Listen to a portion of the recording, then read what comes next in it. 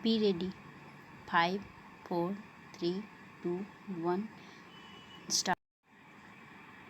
Mr. Vice Chairman, as I rise to speak on the railway budget, I think of the railway timetable just as the railway timetable cautions that the time schedule may not be maintained. I am afraid I may also have cross time limit, and I pray you would excuse me if I do. I will, of course, try to complete my speech in time. The railway budget has cosmetics in it. Apart from that, the main thrust of the budget is against common people. Some of the formulations and policies which are outlined in various documents, economy including the speech, are directed against the national economy also. What are these new attacks that the people, the workers may have to face? A all-round hike in fares and freight from platform to AC1. This is socialism indeed. The burden, of course, is on the class 2 passengers. Freight hike will go directly into the prices, affecting the people in general. Productivity, manpower, rolling stock accidents caused by intensive use, rapid depreciation, and fatigue. These are the causes of the accidents, though they are said to be due to be so-called human failure. Wages, trade unions' right to the employment are under attack. Scant regard for judiciary court judgments in favor of workers are neglected. Railway Development Plan emphasizes on long distance passenger trains, goods trains, modernization, manpower reduction, lesser stress on suburban trains and short distance trains. Railway is yielding ground to road transport also, which perhaps has a powerful lobby at Railway Bhavan with 16 lakh permanent workers and 2 lakh contract workers. The wage differential is glaring. Minimum is rupees 14,000 and maximum rupees 62,000 of rupees. Category wise wages analysis exposes and defect in the railways wages policies. Welfare almost nil. Productivity is also an attack on the workers. There is emphasis on import. No scheme, no one technology for future development. So expansion is not expected to be promoted in West Bengal and Tripura.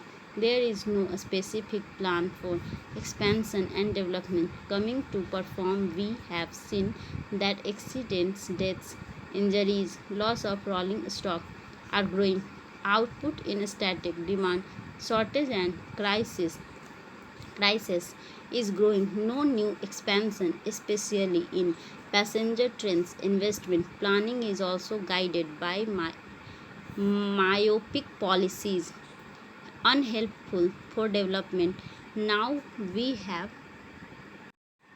have seen from the documents that freight charges has been increased by 6%. As a result, the second class passengers will have to bear the major brunt. The mail and express second class passengers coming to Delhi from Howrah will pay an additional 15%, while the upper class passengers will pay only 11% more. The common people go to the railway station to see off their friends or relatives, and they will have to pay 1 rupee more per platform ticket. Similarly, reservation charges also have been increased and the personal luggage charges have been increased. Now, sir, what would the railway minister do with all this money? From the statement of accounts which they have given in the document, we find that the additional income of the railways will come to rupees 920 crores From passenger traffic, the earnings will be an additional rupees 400 crores, and from the goods traffic, they will get an additional earning of rupees 460 crores. If you take into account the other additional incomes, it will come to rupees 920 crores, but the railways will have to pay to the general revenues rupees 640 crores as dividend during 1990 to 91, and as has been said in the budget documents, this post budget factor will account for a net expenditure of rupees 295 crores by way of ordinary working expenses. So, an amount of rupees 935 crores will have to be paid to the government in reality. Whatever may be the post budget factors, payments will have to be made to the general revenue, but the increased amount is because of the price increase caused by the general budget. If we take into account the two figures of rupees 920 crores and rupees 935 crores, we will find that these increases in fares and freight rates could have been spared if the general budget had been merciful to the people. But since the general budget is not merciful and has its own impact on the railway budget, the latter has in reality become a part and parcel of the general budget. Therefore, we have to bear this additional burden, sir.